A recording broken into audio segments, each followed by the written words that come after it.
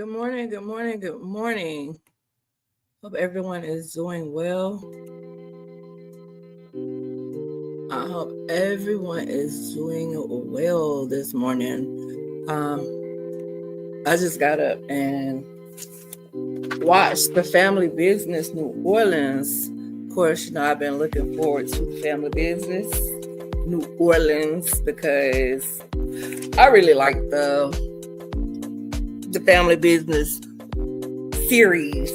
But this first episode, which is season 1, episode 1, and it's called Surprise Surprise, and it's basically just an entrance to the show where you're getting to know the people in the show.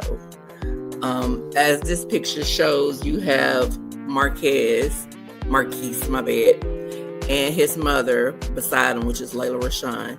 Then you have Pooch Hall, which is her brother.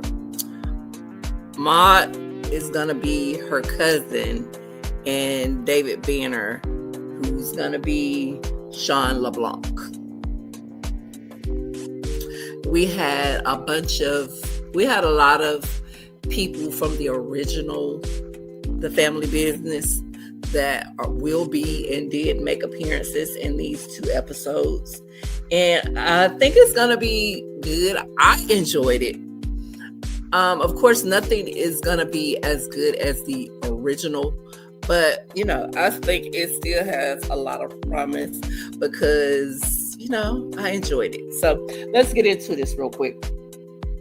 So, of course, the episode starts out with Marquise getting his groove on in the house, and his mom walks in.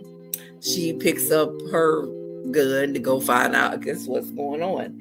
And she goes to find him screwing a lady named Antoinette, who we find out is married. She lets him know that, they got problems going on where they can't, he's not focused because he in here screwing somebody. He got issues going on at the club. And he's trying to find out what issues do they have at the club. And she lets him know that they've caught a body. So we end up at the club, and she's asking her cousin, she is Layla Rashawn, or should I say Big Shirley. She's asking her cousin what happened. And she was talking about how Pierre LeBlanc was in there, and he was gambling, and he was playing big money. And he thought he won, but find out he lost. And once he lost, they told him to go outside and take a break or whatever, because he was trying to say the guy was cheating. So he goes outside. Next thing they know, they hear gunshots. From what they're saying, he killed himself, which I could see him killing himself now that I know what has happened in the episode. But, being as these drug dealers and all of that, they can't see, they're not going to see offhand that he just killed himself, which I thought would have made sense I thought, me personally, was trying to figure out, but then I'm not in this life, so who am I? I was trying to figure out why y'all just didn't call the police, tell them what happened, and be through with it. But I guess they have to make it suspenseful and dramatic, which they drew this whole thing out, which is going to turn it into a war, because I felt like they did too much trying to cover it up. If the guy killed himself, just let the police figure it out. But no, they couldn't do that.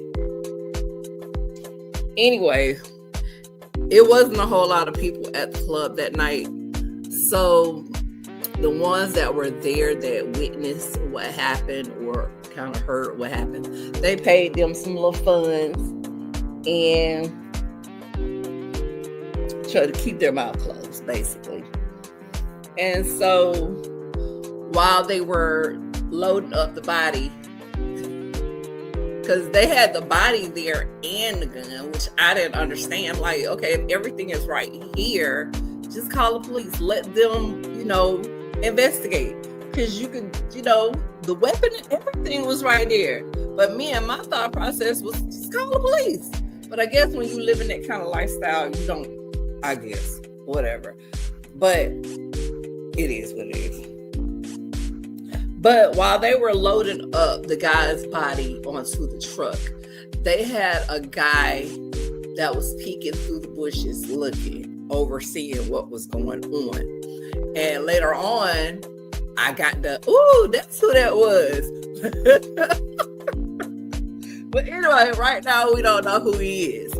So he's peeking and looking. They looked around, but I'm like, how y'all looking around and y'all don't see this guy? But hey, that's just the way it goes, I guess. But next we're gonna see Sean LeBlanc, which is Pierre LeBlanc's brother. And he goes to this guy named Red's Club. And he was trying to purchase the club from him. And he told him that he wasn't going to be able to purchase the club because he wasn't going to sell it, because he was going to get the club to his grandson or his son. It's one of the two. Either way it go, they popped the boy right there in front of Red. So now he don't have a grandson to give it to, because they literally killed him right there in his face. So now they're like, we're going to give you $200 for the club. And he accepts, takes the money, or rather takes the check. And he was getting ready to walk out because Sean turned his back and was headed towards the bar, told him to get the fuck out of his club. So the guy, I guess, got in his feelings, pulled out his little knife and went running towards him. Of course, man shoots. So now both of them dead. They're both dead. So it is what it is at this point. Then next we're going to see where Marquis takes the body to the sheriff. And he tells her what happened. Because she asked him, did y'all do this? Did you have anything to do with this? He's like, no, the dude killed it. From what they can recall, what they know of, the guy's done killed himself. But they gonna say that he got ate up by gators, which I really didn't understand this. And I hate to keep saying it, but it didn't make sense to me. But I guess you gotta figure out a way to keep the show going.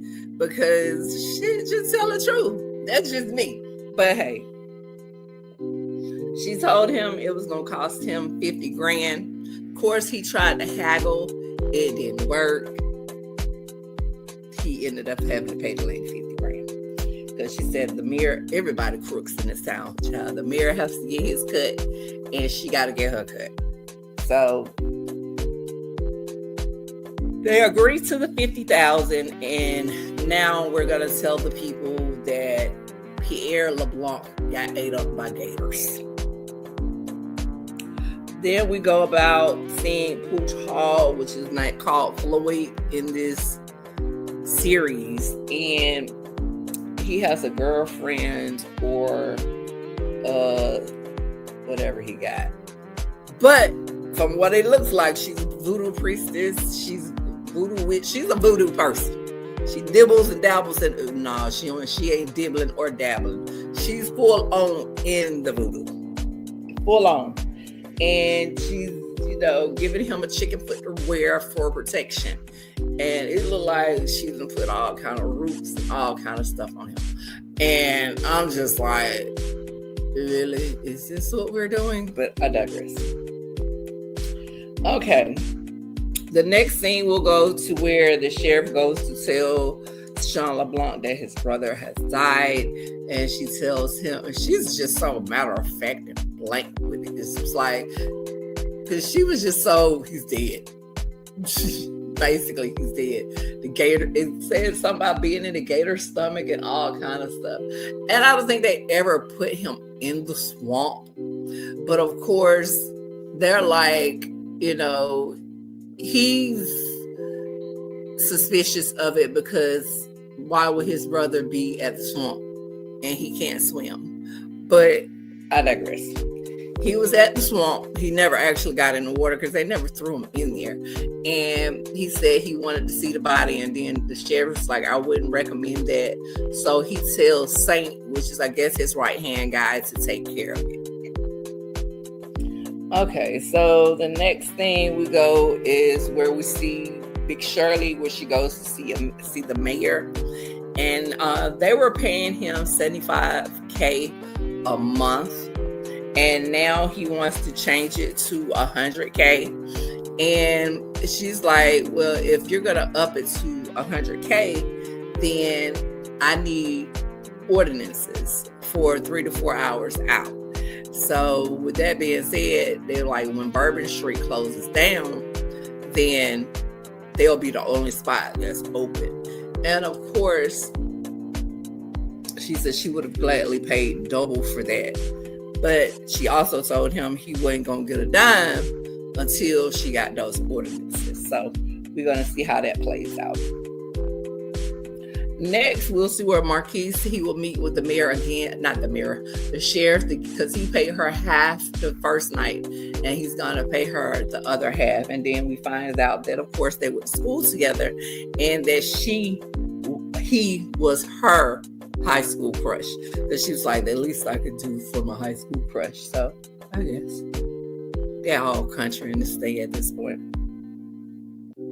And so after Big Shirley goes to see the mayor, her and her cousin decide to go get massages. While they're at the massage parlor, they run into Sean LeBlanc's wife and daughter.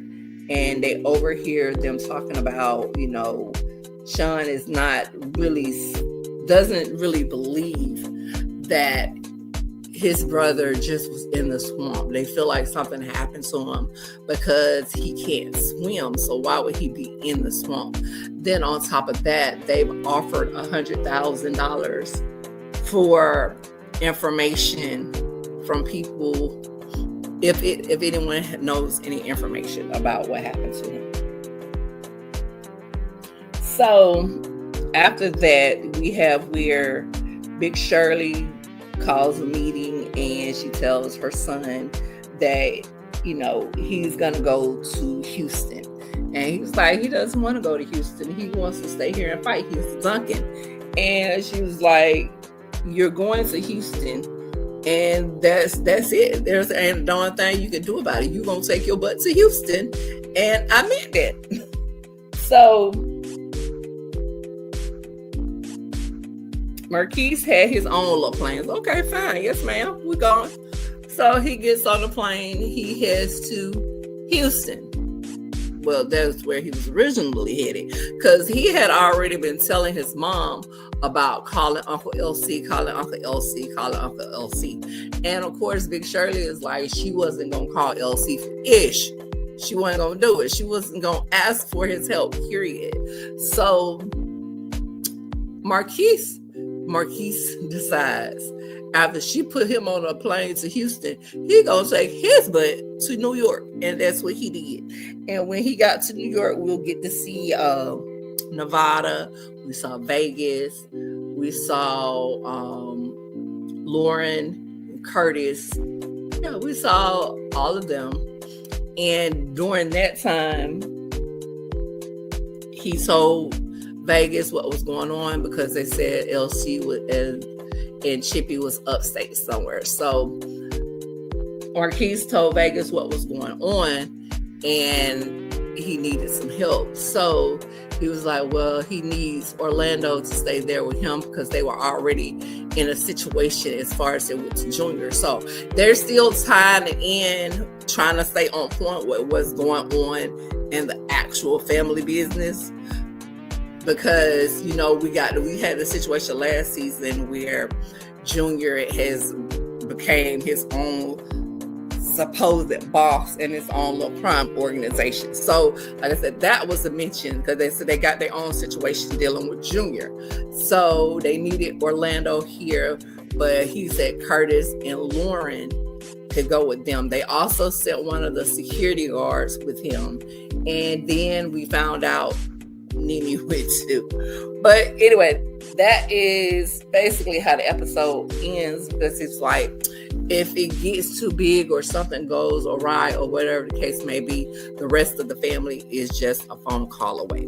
So basically, that's just how that ended. And yeah, I think it's gonna be a pretty good season. I do. Let me see if I can. If you hadn't seen the preview for the family business, New Orleans. Let me show the preview, because I know I've shown this preview before because I was getting ready for it. Let's see if I can pull it up again real quick to let y'all see it. I enjoyed the episode. Of course, like I said, it's not as good as the original, but what is? Give me a second. Let me pull this up and let everybody see it in case you haven't seen it.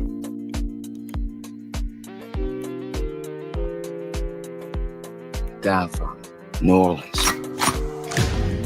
He runs drugs, gambling, prostitution in the city. Means you out Vegas. Shirley Duncan.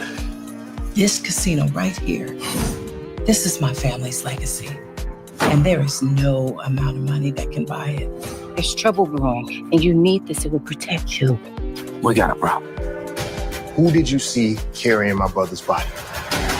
If we don't get this figured out, we're gonna be in the middle of a damn war. I shouldn't be telling you my family business, but my brother is a killer.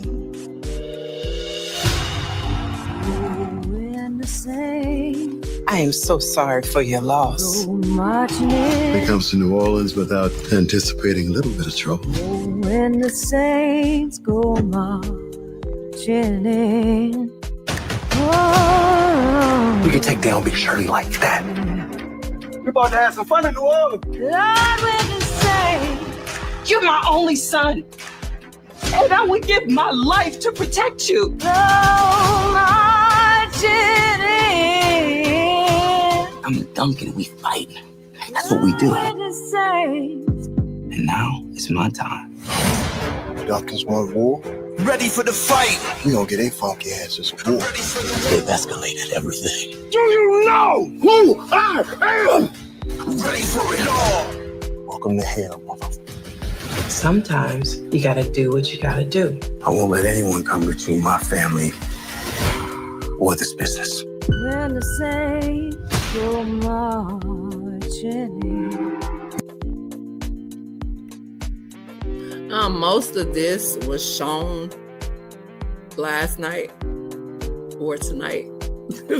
But most of this was shown already. So of course there's still some things that we haven't seen, but a lot of this was shown already. But that's basically it for this episode, and I gotta get ready to do the next review. I'm gonna do it on another one. But that is it. I hope everyone has an amazing day. I hope everyone enjoys the episode. And please don't forget to like, comment, and subscribe. Drop down in the comments. Let me know what you guys think about the episode. And I will talk to you guys soon. Bye.